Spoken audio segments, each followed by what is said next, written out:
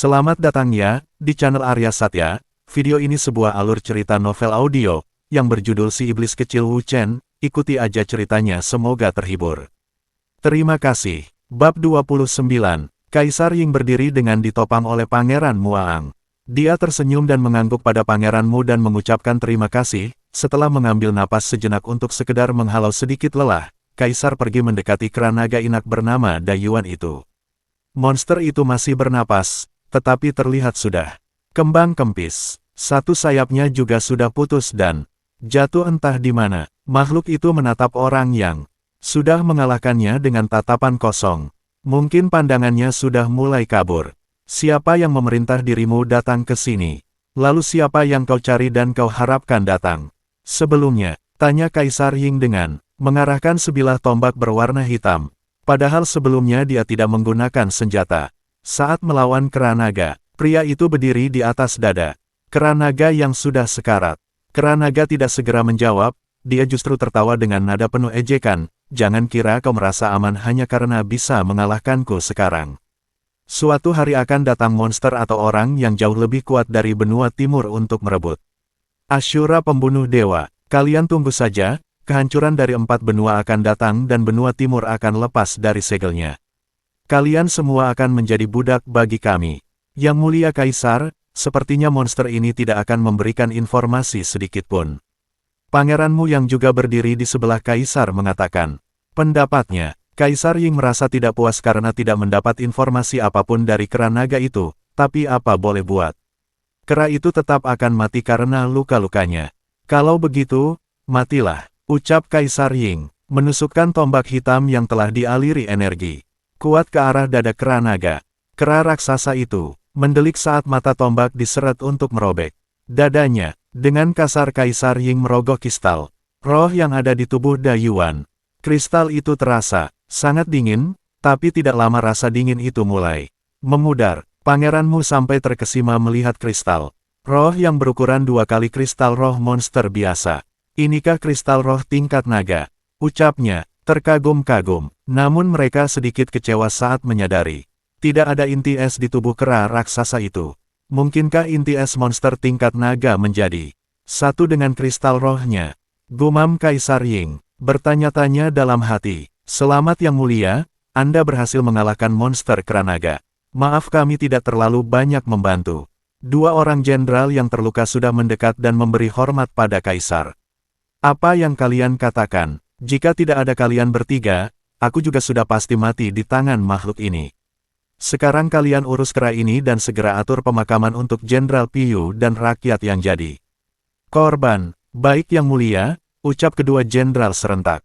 Dan kau, siapa namamu? Kaisar bertanya pada Muaang. Saya Muaang yang mulia. Pangeranmu dengan sigap memberi salam kepalan dan menunduk memberi hormat pada Kaisar Ying. Dahi Kaisar mengernyit saat mendengar nama pria di depannya. Jangan katakan kalau kau putra mahkotamu yang dikabarkan sangat nakal dan tidak pernah terlihat di benua barat selama beberapa tahun. Pangeranmu menggaruk kepala yang tidak gatal karena malu dengan perkataan Kaisar.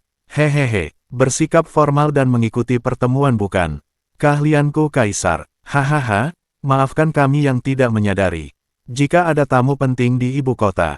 Kalau begitu, izinkan aku menjamu pangeran dan keluarga. Setelah berbasa-basi sedikit, Kaisar mengajakmu, Aang dan istrinya ke istana, untuk sekalian membahas masalah yang dikatakan oleh kera naga. Sebelumnya, karena dari perkataan Dayuan, jelas itu bukan hanya masalah kekaisaran Ying saja. Meski berhasil mengalahkan Dayuan sang kera naga, tetapi Kaisar terlihat muram saat melihat kondisi ibu kota kekaisaran Ying, yaitu kota Jingin. Apalagi sebelumnya kera naga itu mengatakan seseorang atau mungkin juga satu kelompok telah menjadikan keempat benua sebagai target. Masalahnya benua timur sudah terputus sangat lama dengan mereka. Tidak mungkin mendapat informasi lain tentang keadaan di benua timur. Baru saja Kaisar dan Pangeran memasuki istana. Mereka sudah disambut beberapa pelayan yang datang dengan wajah kusut. Kaisar, ketuban ratu, sudah pecah. Beliau sedang dalam proses persalinan. Ucap seorang pelayan wanita melapor dengan wajah cemas. Mendengar perkataan pelayan itu, wajah Kaisar langsung terlihat buruk. Dia langsung bergegas pergi dan meninggalkan Pangeran Mu bersama para penasihat. Wu Ning, bagaimana keadaan istriku? Dengan perasaan cemas, Kaisar memegang kedua pundak Wu Ning, karena wanita itu yang selalu menemani istrinya, Ratu Sue Yao. Maaf yang mulia, sebaiknya Kaisar lihat sendiri keadaan putra mahkota. Melihat gelagat Wu Ning yang terlihat tidak biasa, membuat Kaisar dengan tergesa-gesa menemui istrinya. Padahal dia masih terluka oleh pertarungan sebelumnya. Istriku, bagaimana keadaanmu? Tanya penguasa kekaisaran itu dengan perasaan kacau. Dia melihat istrinya tengah berurai air mata sembari mendekap seorang bayi yang masih sangat mungil dan kecil. Karena belum waktunya bagi bayi itu untuk terlahir ke dunia. Sementara itu tabib wanita terlihat berusaha menjaga agar bayi merah itu untuk terus hidup. Dia dengan cemas mengurut dada bayi agar kembali bernapas. Ratu Sue Yao mulai menangis, dia walau sedang lemah dan menahan sakit tidak bisa berkata-kata. Suamiku, putra kita, ucapnya dengan mulai sesegukan. Wu Ning yang melihat keadaan itu juga tidak bisa menahan tangis, dia yang paling tahu berapa lama Kaisar dan Ratu menginginkan putra. Mereka sengaja menahan untuk tidak memiliki keturunan dalam waktu lama. Memusatkan diri pada pelatihan agar mencapai ranah mereka saat ini. Dengan langkah gontai, Kaisar mendekati istri dan putranya yang baru lahir, namun bayi itu dalam keadaan hampir tidak bernapas. Tenanglah yang mulia, dia masih bernapas. Tapi denyut jantungnya sangat lemah, ucap tabib istana berusaha menenangkan. Namun sampai saat ini, putra mahkota belum juga menangis. Tubuh bayi itu malah mulai berwarna kebiruan. Katakan padaku tabib, apa putraku akan selamat? Melihat tatapan Kaisar Ying, tabib wanita itu menjadi panik, apalagi bayi itu mulai terlihat berhenti bernapas. Namun sebuah keanehan muncul, sebuah asap tipis tiba-tiba menyelimuti ruangan. Putramu tidak akan selamat jika kau biarkan seperti itu, aku bisa membuatnya tetap hidup jika kau menginginkannya. Suara seorang wanita yang sangat asing mengejutkan Kaisar dan Ratu. Tapi anehnya hanya mereka berdua yang dapat melihat sosok wanita yang memiliki 2 ekor di belakangnya. Wu Ning, tabib serta pelayan lain tidak melihat apapun.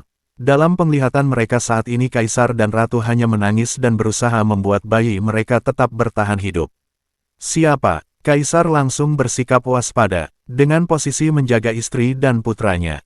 Dia benar-benar terkejut tidak merasakan kehadiran wanita itu sedikitpun. Perasaan cemas mulai menghinggapi pria itu saat teringat kembali di waktu pertarungan. Keranaga berteriak menyebut rubah betina. Wanita rubah itu berjalan dengan santai tanpa terlihat takut sedikitpun. Dengan menggunakan kristal roh kera bodoh itu, aku bisa membuat putramu hidup kembali, ucap wanita rubah sembari memainkan kuku jarinya. Siapa kau? Bentak Kaisar dengan mengeluarkan tombak hitam dari artefak penyimpanan. Aku dikirim bersama Dayuan untuk merampas teknik sempurna dari Asyura pembunuh dewa, tapi kau tenang saja, aku tidak berminat memuaskan orang-orang itu, ucap rubah betina dengan tatapan kesal karena Kaisar masih mengacungkan senjata padanya.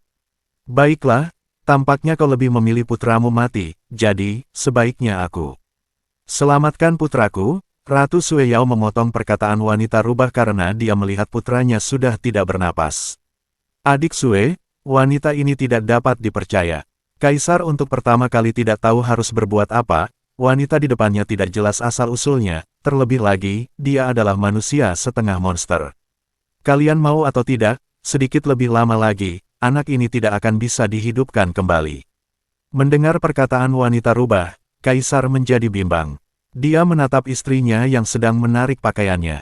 Selamatkan putraku, dengan menangis, Ratu Sue memohon pada suaminya. Jika kau berbuat macam-macam, aku pasti akan membunuhmu. Kaisar memberi ancaman walau dia sudah menyimpan senjatanya. Jika aku ingin kalian mati, sudah kulakukan sejak tadi. Kalian kira bisa menang jika aku membantu kera bodoh itu.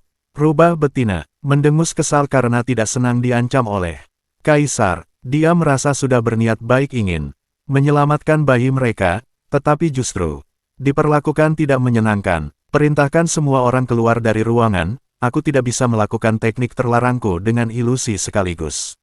Mendengar permintaan rubah betina, Kaisar Ying memerintahkan tabib dan semua pelayan termasuk Wu Ning untuk keluar. Walau perasaan bingung, mereka tetap mengikuti perintah kaisar. Rubah betina mendekati bayi yang sudah membiru itu. Jangan lihat kalau kalian tidak tahan, ucapnya. Dia kemudian dengan cekatan menggores dada bayi itu dengan kuku telunjuk yang tiba-tiba saja memanjang. Tidak ada darah yang mengalir dari dada putra mahkota itu. Kaisar merasa menyesali keputusannya, tetapi dia tetap menyerahkan kristal roh monster kepada wanita rubah. Wanita rubah itu meletakkan kristal roh di telapak tangannya. Lalu kristal itu berpendar cahaya kebiruan, lingkaran rune sihir tiba-tiba memenuhi lantai ruangan. Memurnikan kristal roh tingkat naga ternyata memang sangat sulit, ada harga yang harus dibayar oleh anak ini kelak karena aku tidak bisa sepenuhnya memurnikan, akan butuh waktu lama dan putra kalian tidak memiliki waktu lagi.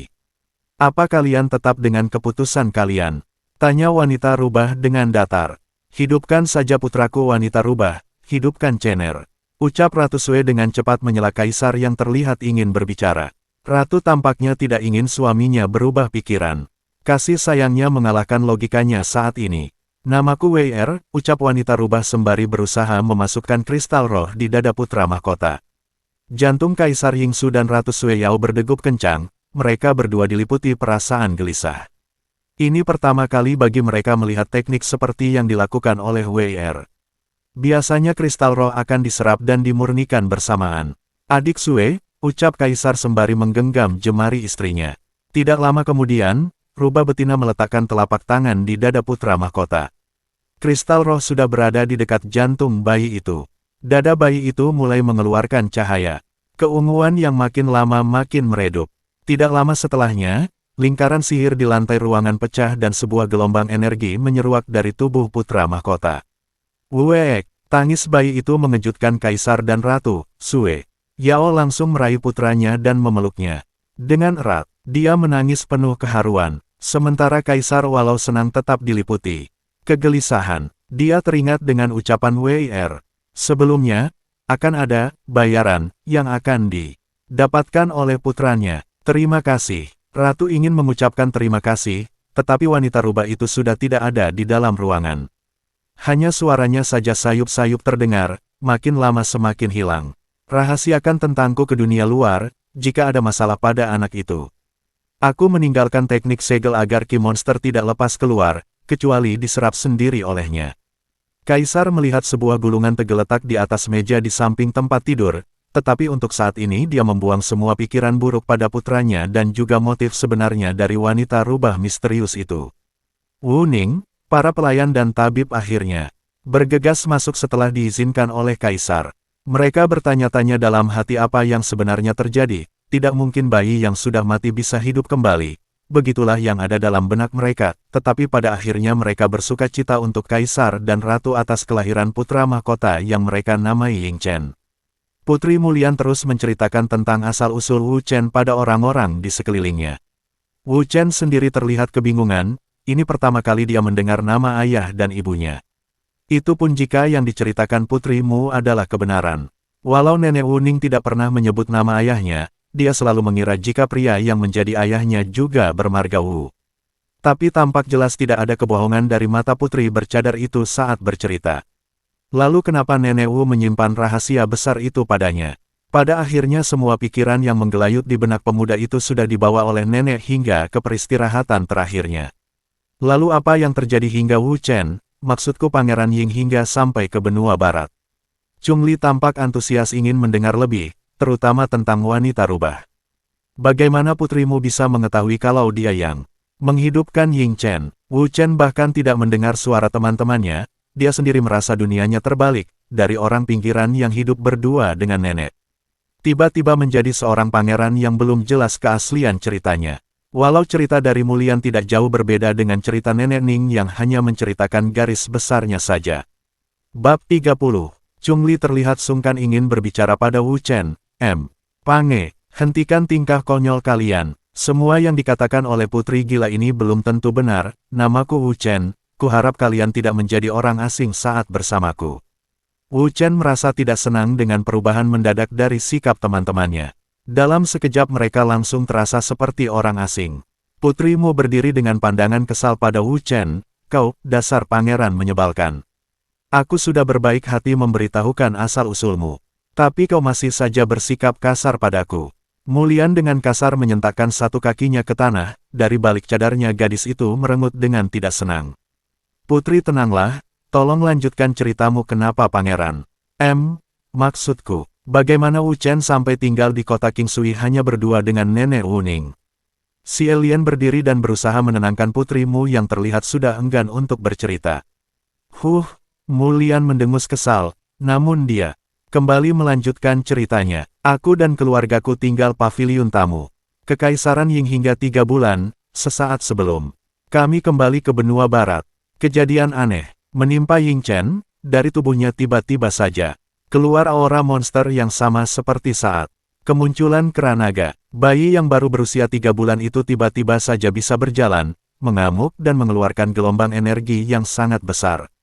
Mata putra mahkota yang masih bayi itu sesaat menjadi berwarna kebiruan. Tubuh mungilnya mulai ditumbuhi oleh sisik-sisik, dan yang paling menakutkan, wajah yang sebelumnya sangat menggemaskan perlahan mulai berubah seperti monster, kecuali hidung dan mulutnya yang masih terlihat seperti manusia. Istana mulai diliputi kepanikan, mereka tidak bisa berbuat apa-apa. Ingin menyerang monster kecil itu, tetapi dia adalah putra mahkota yang sangat disayangi oleh kaisar dan permaisuri ratu. Pelayan wanita yang bernama Wuning berusaha menenangkan putra mahkota, namun dia justru mendapat pukulan dari bayi yang seharusnya belum bisa merangkak. Namun, kini terlihat seperti binatang buas yang terlahir dengan insting dan naluri hewan. Keadaan panik tidak berhenti hingga kaisar dan ratu yang tengah mengikuti pertemuan dengan pangeranmu datang. Mereka berdua langsung membeku saat melihat keadaan pangeran Ying yang terlihat menakutkan. Ratu Sue Yao bahkan hampir jatuh pingsan saat melihat kondisi putranya.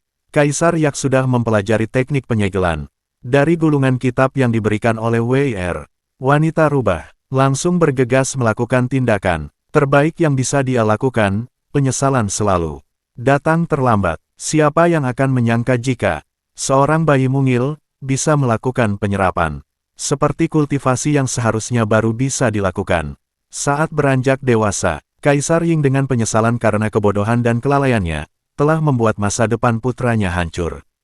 Padahal sebelumnya dia sedang melakukan pertemuan untuk menjodohkan putranya dengan putri pertama Pangeran Mu, yaitu kakak dari Mulian, yang bernama Mu Jiao. Dari bawah kaki mungil Ying Chen, atau Wu Chen, rantai emas muncul dan melilit tubuh putra mahkota, seperti ular yang tengah membelit mangsa. Tubuh mungilnya mulai terangkat tinggi, lalu rantai berwarna emas itu mulai masuk ke dalam dada pangeran kecil yang hanya bisa menggeliat saat kaisar terus melakukan mantra penyegelan. Saat seluruh rantai menghilang masuk sepenuhnya ke dalam tubuh Wu Ce kecil, bayi kecil itu kembali menangis seperti yang seharusnya. Tubuh pangeran hampir saja jatuh membentur lantai andai kaisar tidak cekatan menangkap tubuh putranya. Dia memeluk erat tubuh mungil putra mahkota yang sudah menjadi buruk. Maafkan aku Cener, aku sudah gagal menjadi orang tua bagimu. Sedangkan permaisuri ratu merasa dunianya sudah hancur elbur, dia merasa lebih baik jika putranya tidak dihidupkan kembali saat itu. Tetapi penyesalan selalu muncul seperti bayangan yang tidak akan pernah bisa lepas, selama ada sedikit cahaya dalam kegelapan. Setelah keadaan mulai tenang, semua orang meminta penjelasan dari kaisar tentang kondisi putra mahkota Ying Chen. Mereka merasa takut dengan keberadaan manusia dengan aura yang sama dengan monster iblis yang menghancurkan ibu kota Jingyin. Sebelumnya, meskipun orang itu adalah putra mahkota yang masih sangat kecil, garis besarnya, kaisar menceritakan tentang kondisi putranya. Tetapi tidak dengan keberadaan wanita rubah. Ditakutkan akan terjadi kepanikan jika semua orang mengetahui tentang keberadaan manusia monster bernama Wei Er itu. Kaisar hanya memberi informasi tentang wanita itu pada orang-orang tertentu, termasuk pangeranmu yang masih ada di istana. Waktu berlalu, setelah beberapa bulan tidak terdengar kabar tentang kemunculan Wei Er, kaisar dan ratu yang merasa frustasi dengan keadaan putra mereka, tidak menemukan obat atau teknik untuk memulihkan kondisi buruk tubuh pangeran yang sudah bisa berjalan sejak usia 3 bulan. Dengan keputusan berat, kaisar berniat mencari jalan ke benua timur, karena pada akhirnya dia akan tetap ke sana jika putranya sudah siap menggantikannya. Tetapi dengan keadaan putra mahkota saat ini, tidak akan ada yang menerima seorang kaisar yang ditakuti sebagai monster iblis. Suamiku, keputusanku sudah bulat. Aku akan ikut denganmu. Di sana sangat berbahaya, tidak ada yang bisa menemanimu saat ini selain diriku. Akan lebih mudah bagi kita mencari jalan kembali ke benua tengah jika berdua. Kaisar merasa tidak berdaya, dia sudah menolak rencana Ratu Sue Yao untuk ikut bersamanya. Tetapi, wanita yang baru menjadi ibu itu tidak ingin anaknya berlama-lama dengan kondisi yang menyedihkan. Dia ingin tubuh putranya kembali seperti sedia kala, manusia seutuhnya, karena dia merasa dialah penyebab putranya menderita dengan kondisi fisiknya. Di masa depan, baiklah, setengah tahun setelah itu kita harus kembali ke benua tengah apapun yang terjadi. Aku tidak ingin putraku sendirian di sini, ucap Kaisar dengan sedikit keraguan. Dia pernah mendengar jika ada seseorang yang bisa kembali dari benua timur, beruntung orang itu adalah gurunya sendiri, sehingga dia dengan percaya diri untuk pergi ke benua yang telah disegel itu. Dengan mempercayakan Pangeran Ying Chen pada Wu Ning, Kaisar menempatkan mereka di Sekte 2 Bintang. Sekte tempat dia berlatih sewaktu masih muda. Chen, kami tidak akan pergi lama. Ibu berjanji akan mengembalikan tubuhmu seperti semula. Dengan berlinang air mata, Permaisuri Sue Yao bersama Kaisar Ying meninggalkan putra mereka dengan ditemani oleh 2 orang pengawal ranah langit. Sementara itu, adik Kaisar ditunjuk sebagai penguasa sementara di Kekaisaran Ying. Namun naas, setelah lebih dari 1 tahun, Kaisar dan Permaisuri tidak pernah kembali. Terjadi pemberontakan di Kekaisaran. Pada satu malam, adik Kaisar dan juga orang-orang kepercayaannya dibunuh. Kekaisaran Ying kini berganti di bawah kekuasaan saudara tiri Kaisar sendiri. Segera pergi ke Sekte 2 Bintang, dan lenyapkan anak iblis itu. Perintah Kaisar tidak ingin ada penghalang di masa depan. Dan kau Baoong, cepat temukan token Kaisar, bunuh semua yang tidak patuh, terutama keluarga pelayan Wu. Mereka tidak dapat dipercaya karena sangat setia pada Kaisar terdahulu. Malam itu, Pangeran Ying Chen yang masih kecil tidak hanya kehilangan kedua orang tuanya, tetapi juga kehilangan haknya di masa depan untuk menjadi penguasa. Terlebih lagi, berita tentang keadaannya sudah disebar luas agar rakyat tidak lagi menghendaki penerus sah menjadi penguasa. Tetapi, token Kaisar tidak pernah ditemukan. Token yang melambangkan penguasa sah, apalagi di dalam token tersimpan teknik pelengkap untuk menyempurnakan teknik Asyura pembunuh dewa. Hanya seseorang yang menguasai teknik itu dengan sempurna yang layak diterima sebagai Kaisar. Sudah menjadi hukum yang akan sulit diganti oleh Kaisar. Pengkhianat, Ying Linkang. Sejak itu Wu Ning dan suaminya serta Ying Chen dilarikan oleh Sekte 2 Bintang ke benua Barat. Hanya sedikit orang yang mengetahui keberadaan mereka. Tetapi karena masa depan bocah itu sudah lenyap, dan sangat beresiko jika pangeran berkultivasi, maka mereka bersedia menjaganya hingga berusia 18 tahun. Namun nasib malang menimpa Wu Ning, dalam pelarian itu dia kehilangan suaminya.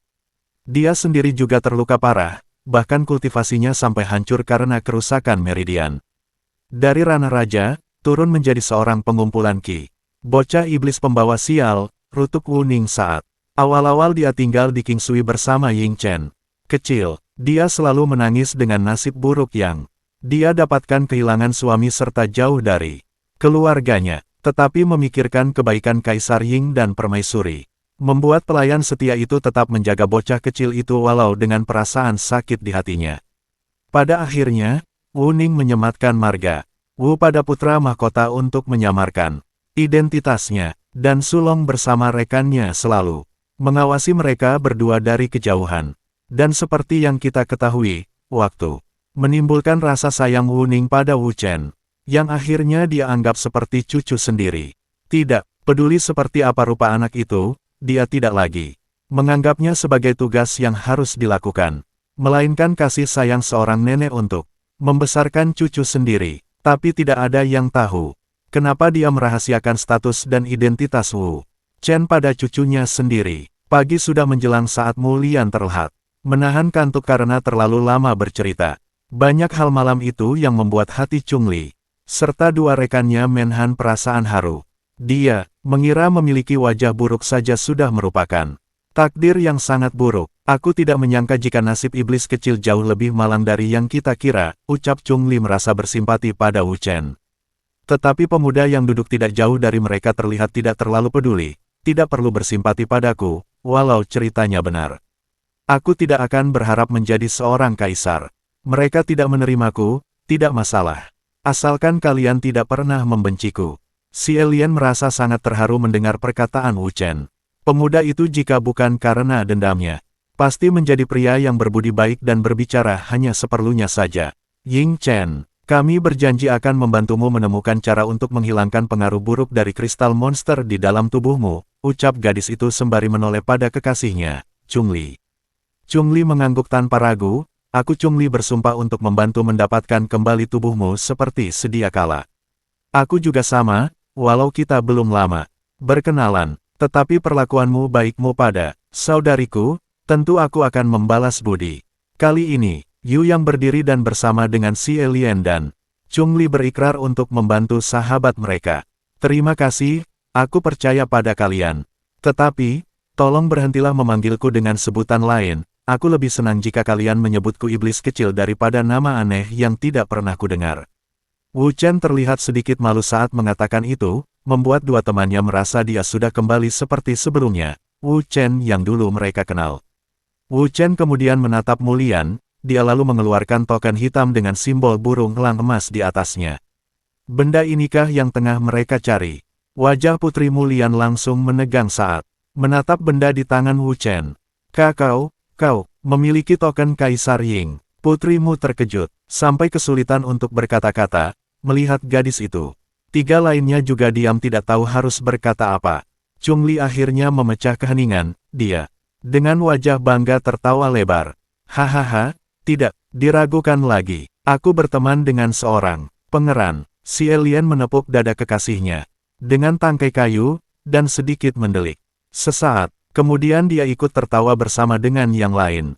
Kecuali Wu Chen tentunya. Jadi, Wu Chen apakah masih menjadi tunangan kakakmu putri? Tanya Chung Li mengejutkan mereka. Semua, bahkan Wu Chen tampak kebingungan mendengar pertanyaan Chung Li pada putrimu. Tidak, pertunangannya tidak jadi dilanjutkan, Kaisar Ying sendiri yang membatalkannya karena merasa putranya sudah pasti akan ditolak. Wu Chen merasa lega saat dia mendengar penuturan gadis itu. Tetapi tampaknya hanya dia sendiri yang tidak menyadari jika putrimu tampak sangat senang saat menyampaikan pembatalan pertunangan pada mereka semua. Chung Li, si alien dan Yu yang saling tatap karena mengerti dengan perilaku aneh putrimu. Bocah iblis ini, apa yang telah dia lakukan sampai membuat seorang putri sampai tergila-gila. Padahal dia sudah tahu dengan rupa Wu Chen yang sangat buruk, batin Chung Li sembari menggaruk kepala yang tidak gatal. Pangeran kasar, perlihatkan padaku token kaisarmu. Pinta Mulian dengan nada memerintah. Hah, kenapa aku harus melakukannya? Wu Chen menarik lengannya untuk menjauhkan token dari uluran tangan putrimu. Kau kenapa sangat menyebalkan? Chung Li menghela napas lemah lalu membawa si alien dan Yu yang menjauh dari dua orang yang selalu bertengkar seperti anjing dan kucing itu.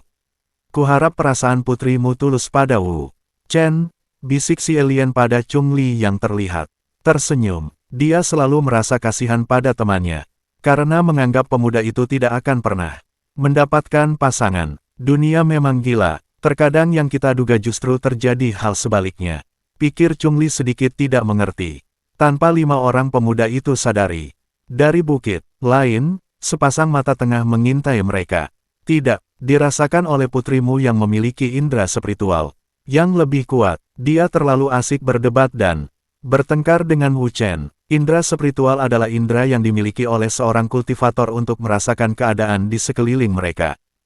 Hanya dengan merasakan kinya saja, mungkin juga pengintai misterius itu mampu menyembunyikan aura keberadaannya hingga tidak dapat dirasakan oleh orang lain. Terima kasih, dan nantikan bab berikutnya esok hari. Salam bahagia dan selamat beraktivitas.